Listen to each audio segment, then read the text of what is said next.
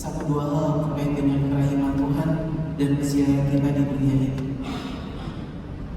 The practice of pilgrimage has a special place in the Holy Year because it represents the journey each of us makes in this life. Peziarahan yang kita lakukan di tahun Jubilium, tahun suci, menunjukkan bahwa hidup kita adalah sebuah perjalanan itu sendiri yang kita lakukan dalam hidup ini. Life itself is a pilgrimage. Hidup itu adalah peziarahan. And the human being is a viator. Manusia adalah makhluk yang berjalan, makhluk yang berziarah. A pilgrim traveling along the road, making his way to the desired destination. Peziarahan yang berjalan menyusuri jalan-jalan, pelan-pelan satu persatu menuju kita kepada tujuan hidup ini.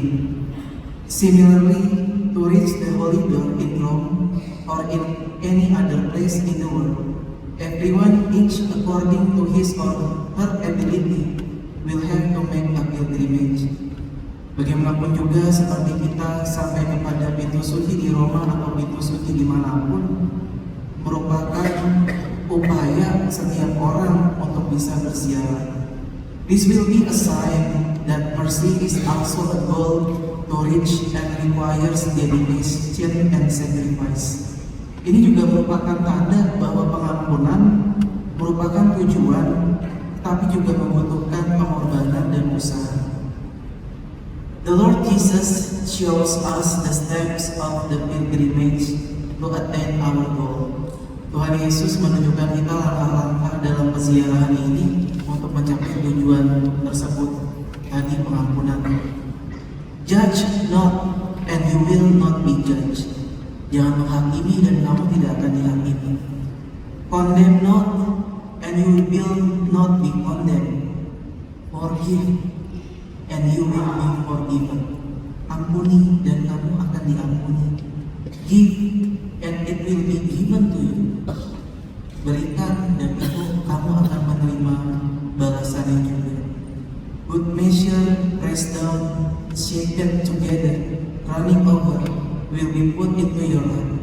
For the measure you will give, be the measure you get back. Ukuran yang kamu pakai akan digunakan juga, akan diukurkan juga kepadamu. Human beings, whenever they judge, look no farther than the surface. Manusia yang menghakimi hanya melihat permukaannya saja. Whereas the Father looks into the very depth of the soul.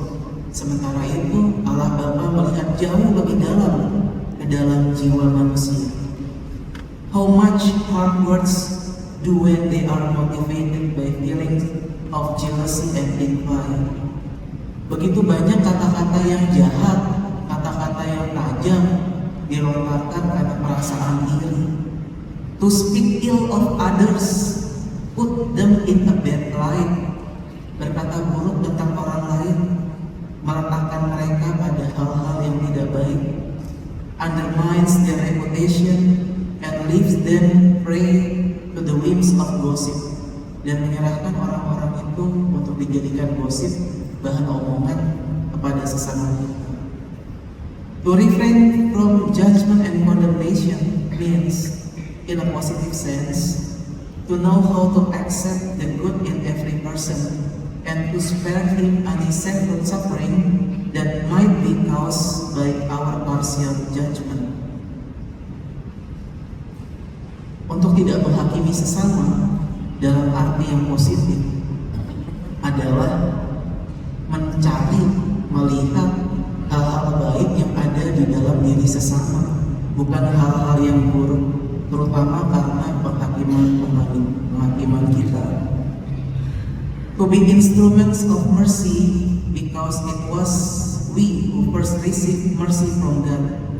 To be generous with others, knowing that God showers His goodness upon us with immense generosity. Kita harus bisa menunjukkan pengampunan kepada kasih kepada orang-orang, karena Tuhan sudah memberikan lebih banyak cinta dalam hidup kita. Saudara-saudari terkasih, itu potongan homili dari Paus Fransiskus. Hari ini bacaan Injil menunjukkan kebangkitan Tuhan Yesus yang mengatakan bahwa inilah perkataanku yang telah kukatakan kepadamu ketika aku masih bersama-sama dengan kamu, yakni bahwa harus digenapi semua ada yang tertulis tentang aku dalam kitab Taurat Musa dan kitab Nabi-Nabi dan kitab Mazmur. Mesias harus menderita dan bangkit dari antara orang mati pada hari ketiga. Dalam namanya berita tentang pertobatan dan pengampunan dosa harus disampaikan kepada segala bangsa. Pertama-tama berita yang disampaikan adalah berita pertobatan, kemudian berita pengampunan dosa. Pertobatan dalam konteks pemilih Paus Fransiskus tadi adalah bersikap mercy kepada orang, bersikap penuh pengampunan kepada orang lain, terutama dalam hal ini yang disoroti adalah pikiran-pikiran kita kepada orang-orang, pikiran-pikiran negatif kita, perasaan-perasaan kita kepada orang-orang di sekitar kita. Paus Fransiskus itu tidak pernah bera priori kepada orang-orang. Dia tidak memiliki prasangka buruk. Ketika negara-negara Eropa itu mengutuk imigran-imigran, Paus Fransiskus dengan tangan terbuka membela imigran-imigran karena mereka adalah orang-orang yang terusir dari negaranya. Ketika orang-orang bersikap buruk kepada orang-orang di penjara, ada stigma-stigma terhadap kaum tertentu, Paus Fransiskus justru menghampiri mereka karena dia tidak memiliki pikiran buruk a priori atau penghakiman kepada mereka, karena ia sangat tahu memegang bahwa penghakiman yang kita berikan kepada orang lain akan kembali kepada kita. Saudara-saudari terkasih, khususnya dalam menyambut Minggu Kerahiman Ilahi nanti, untuk merasakan kerahiman ilahi kita juga diminta pertama-tama bersifat rahim untuk kepada orang lain. Latihan untuk tidak berpikir buruk terhadap sesama kita, latihan untuk bisa melihat hal-hal baik yang ada di dalam sesama kita, sebagaimana diteladankan oleh Paus Fransiskus. Kita hening sejenak, kita mohonkan rahmat itu, karena pasti itu butuh perjuangan, karena biarlah Tuhan sendiri yang berkarya dalam hidup kita untuk mengubah bagaimana cara kita berpikir kepada orang lain. Kita mohonkan rahmat itu dalam Ekaristi.